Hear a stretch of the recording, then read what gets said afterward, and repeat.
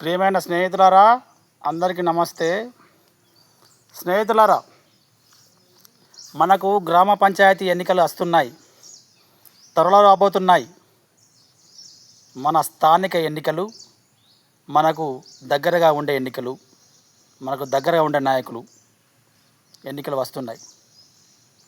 మీ ఇంటికి వస్తారు నాయకులు, ప్రేమగా మాట్లాడతారు, కల్లిబొల్లి కబురు చెబుతారు, మాయ చేస్తారు, డబ్బులు ఇస్తామంటారు, మద్యం పోయిస్తామంటారు, విందులు వినోదాల సౌకర్యాలు కల్పిస్తారు. అన్నీ మేము మంచిగా చూసుకుంటాం, మాకు ఓటేయండి అని ముందుకు వస్తారు. మరి మీరు లొంగిపోతారా మిత్రులారా? మీరు వాళ్ళ వలలో పడిపోతారా? పడిపోవద్దు ఫ్రెండ్స్.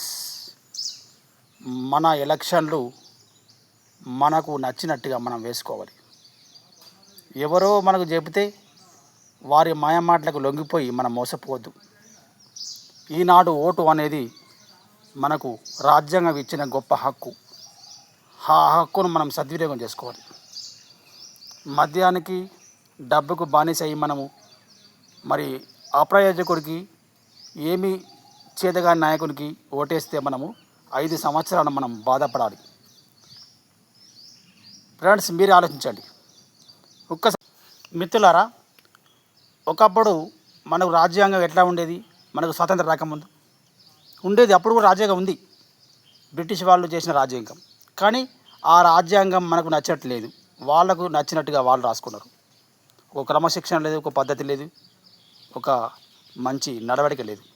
అందుకోసమే ఆ రాజ్యాంగాన్ని మనం రద్దు చేసుకున్నాం.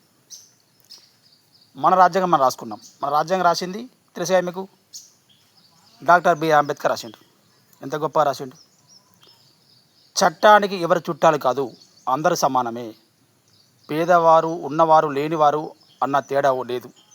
ఎవరు తప్పు చేసిన శిక్షార్హులే, అందరూ సరిసమానమే. అందరికీ సమానమైన హక్కు కల్పించబడింది రాజ్యాంగంలో. మరి ఈ రాజ్యాంగంలో ఈ హక్కు కూడా మనకు కల్పించబడింది, ఓటు హక్కు. ఓటును సమర్థవంతమైన నాయకునికే ఓటు వేయాలి. మనకు అవకాశం ఇచ్చింది. ఒకప్పటి లెక్క మన రాజరిక ప్రభుత్వం కాదు, మరి ప్రజాస్వామ్య ప్రభుత్వం. మనం ప్రజలే రాజులు, ప్రజల చేత నిర్ణయించబడిన వారే నాయకులు. మరి అంత గొప్ప అవకాశాన్ని ఇచ్చినప్పుడు మనం మంచిగా వాడుకోవాలి. సరైన నాయకుని ఎన్నుకోవాలి. ఈ నాయకుడు ఈ 5 సంవత్సరాలు మనల్ని మంచిగా పాలించగలరా? మన కష్టసుఖాల్లో పాలు పంచుకోగలరా? మన గుండెల్లో నిలిచిపోగలరా అని మీకు మీరే ఆత్మవిమర్శ చేసుకోండి. మీరే ఆలోచించుకోండి. మన ఇంటికి వచ్చినప్పుడు వాళ్ళతో ఓటు వేస్తాం. ఏ నాయకుడు ఆయన గెలిచినాక తాము ఖర్చు పెట్టిన డబ్బులు తిరిగి మనకు ఎట్లా రావాలి, ఎట్లా రాబట్టుకోవాలి అన్న విషయం ఆలోచిస్తారు. ప్రజాక్షేమం ఆలోచించాడు. అదే డబ్బులు తీసుకోక నిజాయితీగా ఓటేసినాం అనుకోండి, మనం నాయకుడిని అడగచ్చు, నిలదీసి అడగచ్చు. ఈ పని చేయలేదు, నువ్వు ఆ పని చేయలేదు, మా గ్రామ పంచాయతీ సమస్యలు ఉన్నాయి, ఎందుకు చేయలేదు మనం అడగచ్చు, గట్టిగా అడగచ్చు. అది మనం నిజాయితీగా ఓటేస్తే అడగచ్చు. అదే ప్రగల్భాలకు మనం వాళ్ళ ప్రగల్భాలకు మనం పొంగిపోయి ఓటేసి మనం వాళ్ళు ఇచ్చిన డబ్బులు తీసుకొని ఓటేస్తే మనకు అడిగే హక్కు ఉండదు. నువ్వు నా ఊరికే ఓటేసావా, నాకు డబ్బులు తీసుకోలేదా అంటాడు. పని చేయడు ఖచ్చితంగా, ఏదో సాగు చెప్తే తప్పించుకుంటాడు. మరి ఇలా మంచిదేనా? ఇలాంటి పరిస్థితి మనకు బాగుంటుందా మిత్రులారా? అందుకే మిత్రులారా, నేను చెప్తున్నాను, వాళ్ళ డబ్బులు తీసుకోవద్దు. వాళ్ళు ఏది ఆశ పెట్టినా మనం దాన్ని తిరస్కరించాలి. మీకు నచ్చిన నాయకునికి మీరే ఓటు వేయాలి. మీరే న్యాయ నిర్ణేత, ప్రజలే న్యాయ నిర్ణేతలు. ఒక్కటి ఆలోచించండి. డబ్బు తీసుకొని మనం ఓటేస్తే మన ఓటును మనం అమ్ముకున్నట్టు.